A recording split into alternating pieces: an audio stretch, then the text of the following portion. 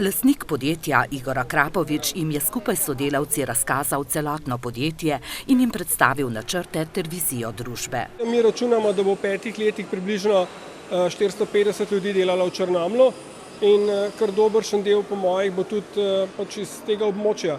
Seveda upam pa na dolgoročno rast, tako da mogoče 7-8 let, nas bo pa 600-700. Celotno proizvodnjo in logistiko bodo namreč preselili v Črnomelj. V Ivančni Gorici pa bodo ostali uprava, razvoj in livarna, ki jo nameravajo širiti, pravi Akrapovič.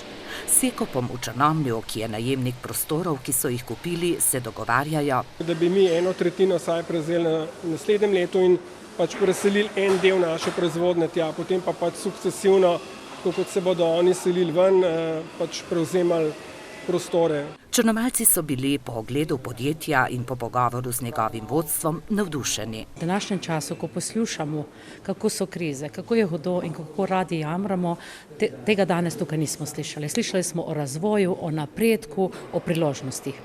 In upam, da bo nekaj podobnega se zgodilo v Beli krajini. Res, da se bo verjetno veliko zaposlenih v Ivančni Gorici odločilo, da se bodo vozili na delo v Črnomelj, a zagotovo bodo že ob vseh 3 fazah selitve proizvodnje v Črnomelj zaposlovali tudi v Beli krajini, pravi Akrapovič. Tako da več kot zadovoljni smo lahko s temi odgovori za željo, da se tudi to vse uresniči in da se trg bistveno ne manjša za njegove proizvode.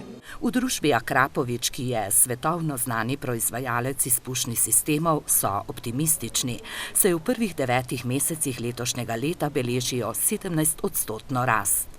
Lotevajo pa se tudi novih poslov na področju medicine in letalske industrije.